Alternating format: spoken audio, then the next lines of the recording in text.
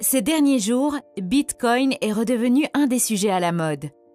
J'ai donc décidé de lire un livre à ce sujet et de le partager avec vous.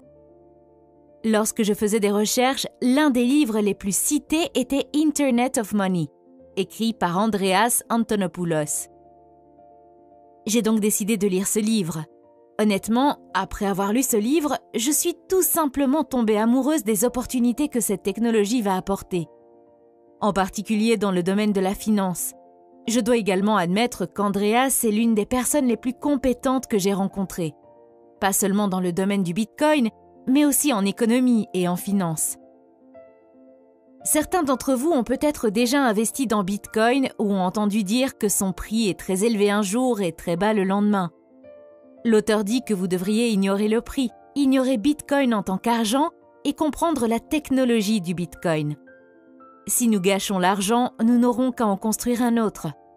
L'auteur pense également que c'est une idée terrible de considérer Bitcoin comme un investissement en raison de sa nature hautement spéculative et volatile.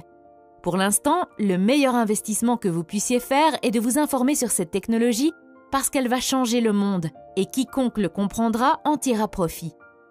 Qu'est-ce que Bitcoin ? Beaucoup de gens pensent que Bitcoin est une monnaie numérique, mais c'est bien plus que ça. Dire que le Bitcoin est une monnaie numérique, c'est comme dire que le courrier électronique est Internet. L'argent n'est qu'une première application. Lorsque les gens appellent Bitcoin une monnaie numérique, ils passent à côté de l'essentiel. L'euro est une monnaie numérique. Le dollar est une monnaie numérique. Lorsque vous payez votre nourriture par carte, vous utilisez une monnaie numérique. Si nous utilisons déjà une monnaie numérique, alors quel est l'intérêt du Bitcoin et qu'est-ce qui le rend si spécial ? La différence fondamentale est que dans le système financier actuel, vos transactions sont contrôlées par des organisations centralisées, alors que dans le cas du Bitcoin, elles ne le sont pas. Bitcoin a un réseau décentralisé. Il n'appartient à personne et n'est contrôlé par personne. Dans Bitcoin, c'est du pair à pair. Mais dans le système actuel, c'est du pair à institution financière à pair. La numérisation a commencé comme un rêve du gouvernement afin qu'il puisse un jour contrôler toutes les transactions financières de chaque être humain sur la planète. Et ils y parviennent. Regardez autour de vous. L'argent liquide s'envole de la circulation. Les pays scandinaves fonctionnent presque sans argent liquide. Les enfants nés aujourd'hui ne sauront pas ce qu'est l'argent liquide. Imaginez un instant qu'il n'y ait pas d'argent liquide et que vous alliez au restaurant pour manger mais que votre banque ne vous le permette pas parce que vous avez dit quelque chose contre le système politique ou que vous vous êtes rendu à un événement politique inapproprié et que la banque a gelé votre compte. C'est un contrôle total. Et cela s'est déjà produit dans des pays comme la Grèce, l'Argentine et le Brésil. La numérisation est inévitable, et si c'est le cas, n'est-il pas logique d'utiliser un système numérique sans contrôle ? Avec Bitcoin, vous n'avez pas besoin d'une banque, parce que vous devenez votre propre banque. Personne ne contrôle votre argent à part vous, pas de frais élevés, et vous pouvez transférer de l'argent en quelques minutes à travers le monde. Le seul problème est que nous n'en sommes qu'au tout début et que l'infrastructure n'est pas encore prête pour un usage de masse. Si vous voulez comprendre à quel stade nous en sommes avec Bitcoin, alors imaginez-vous comme une personne qui essaie de comprendre l'Internet dans les années 1990. Nous sommes exactement à ce stade avec le Bitcoin. Aujourd'hui, seul 1 milliard de personnes sur la planète ont accès aux services bancaires. Les 6,5 milliards restants n'ont pas de compte bancaire ou de lien avec une banque. Bitcoin vise à connecter ces 6,5 milliards au monde de la finance. Pouvez-vous imaginer ce qui se passe lorsque vous connectez 6,5 milliards de personnes à une économie mondiale sans aucune barrière ? C'est vraiment révolutionnaire. Aujourd'hui, de nombreuses personnes travaillent dans différents pays et envoient de l'argent chez elles pour subvenir aux besoins de leur famille. Les sociétés de transfert de fonds telles que Western Union facturent des frais élevés. Imaginez ce qui se passe lorsqu'un des immigrants découvre qu'il peut faire la même chose avec Bitcoin, non pas pour une commission de 30%, ni de 10%, ni de 5%, mais pour 5 centimes. Pas un pourcentage, un tarif fixe. Si vous envisagez de créer une entreprise dans un environnement international, l'un des principaux obstacles à la création d'une entreprise internationale est de recevoir des paiements.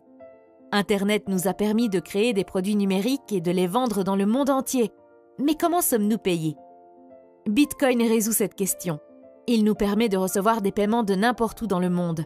Aujourd'hui, nous avons des sociétés telles que Stripe qui perçoivent des frais pour pouvoir recevoir des paiements, Mais avec Bitcoin, vous n'avez pas besoin d'une telle société. Tous les 30 ou 40 ans au moins, les choses qui se sont installées doivent être perturbées. Parce qu'en s'installant, le pouvoir s'accumule, il devient centralisé, et avec un pouvoir centralisé, la corruption se produit. Aujourd'hui, la géopolitique affecte sérieusement la finance car la combinaison de l'État et de l'argent produit des résultats toxiques et crée des prisons financières. En fin de compte, ce sont les simples citoyens qui souffrent dans ces prisons. L'architecture de Bitcoin nous donne une nouvelle façon d'organiser le monde, exactement de la même manière qu'Internet a aplati l'accès à la communication. De nos jours, vous pouvez voir beaucoup de nouvelles disant que Bitcoin est utilisé par des terroristes, des trafiquants de drogue, des pédophiles et des criminels. Si vous regardez l'histoire, vous verrez qu'au début des années 90, on disait la même chose d'Internet. La plupart des premières inventions et technologies sont d'abord utilisées par des criminels. Et la raison en est que les criminels opèrent dans un environnement très risqué et qu'ils sont prêts à essayer toutes les technologies possibles pour survivre. Pour eux, le risque d'essayer une nouvelle technologie n'est rien comparé à leurs activités criminelles. Et les industries qui n'aiment pas les nouvelles inventions utilisent ce fait pour effrayer les gens et les empêcher de les utiliser. Pensez-vous que tout le monde était heureux lorsque l'électricité a été inventée? Ils ont dit que c'était dangereux, que ça allait brûler votre maison. Ils ont dit que seules des personnes étranges l'utiliseraient.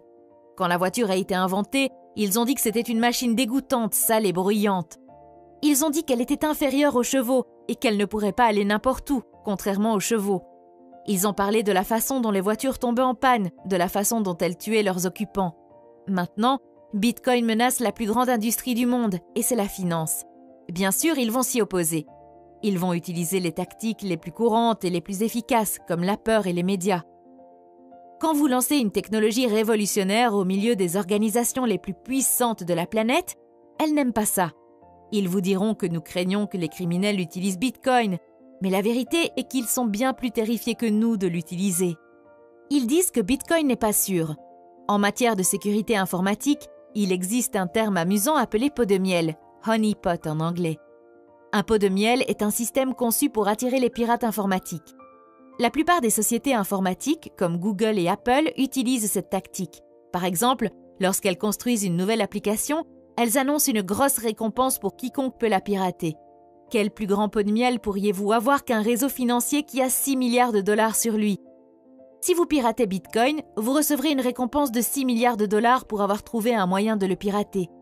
Personne n'a encore collecté cette récompense et ce n'est pas parce qu'ils n'ont pas essayé. Ils ont essayé sans arrêt, mais Bitcoin est résistant.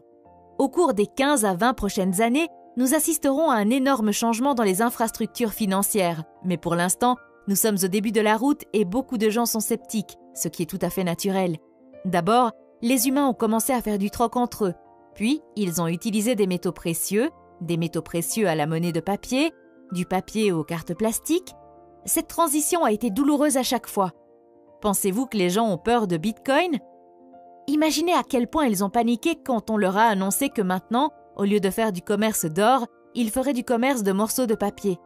Bitcoin est un changement encore plus radical que cela. Dans notre système financier actuel, la relation entre la banque et son client est très similaire à la relation maître-esclave. Et voici la question la plus inconfortable que vous devez vous poser. Qui est l'esclave? Parce que dans un système de dette, l'une des deux parties est toujours l'esclave. Le maître ne vous sert pas vraiment, ils se servent eux-mêmes parce qu'ils sont maîtres. C'est l'architecture de l'argent dans laquelle nous vivons. C'est l'architecture de l'argent que nous utilisons dans notre civilisation. Une architecture de l'argent dans laquelle vous n'avez aucun contrôle. Une architecture de l'argent dans laquelle chaque interaction est médiée par une tierce partie qui a un contrôle absolu sur cet argent. Aujourd'hui, si vous allez à un distributeur automatique et que vous y introduisez votre carte, la banque peut vous donner votre argent, mais un autre jour, elle peut décider de ne pas vous le donner. Comme l'ont découvert les habitants de Chypre, de Grèce, de Venezuela, d'Argentine, de Bolivie et du Brésil. Un jour, vous allez à la banque et la banque ne veut pas vous donner l'argent, parce qu'elle n'est pas obligée de le faire. C'est l'essence même d'une relation maître-esclave. Bitcoin est fondamentalement différent parce que dans Bitcoin, vous ne devez rien à personne et personne ne vous doit rien. Ce n'est pas un système basé sur la dette, c'est un système basé sur la propriété absolue. En ce moment, vous pourriez penser que je déteste les banquiers et les personnes qui travaillent dans les banques. Ce n'est pas vrai. J'ai travaillé avec beaucoup de banquiers. Ce sont des gens bien, Ils essaient de nourrir leur famille, de payer leur hypothèque, de garder un emploi stable. Cela n'a rien à voir avec le fait que les gens soient mauvais. Cela a à voir avec le fait que ces institutions, par leur forme, par leur architecture, produisent des résultats qui ne sont pas bons. Elles produisent des résultats qui ne sont pas égalitaires. Elles produisent des résultats qui sont restrictifs. Elles commencent à exprimer le nativisme, le nationalisme, le tribalisme, la structure des classes, et toutes ces choses font du monde un endroit plus petit. Si vous regardez ce qu'est réellement l'argent, vous verrez que l'argent n'est qu'une forme de communication. C'est juste une langue. L'argent lui-même n'a aucune valeur. La vraie valeur est votre temps et votre travail. L'argent n'est qu'un langage que vous utilisez pour traduire vos vraies valeurs dans un langage commun. Si l'argent est un langage, ne serait-il pas préférable d'utiliser un langage qui n'est contrôlé par personne? Ne serait-il pas préférable d'utiliser une langue qui n'est pas limitée par les frontières, la religion, la race et les politiciens?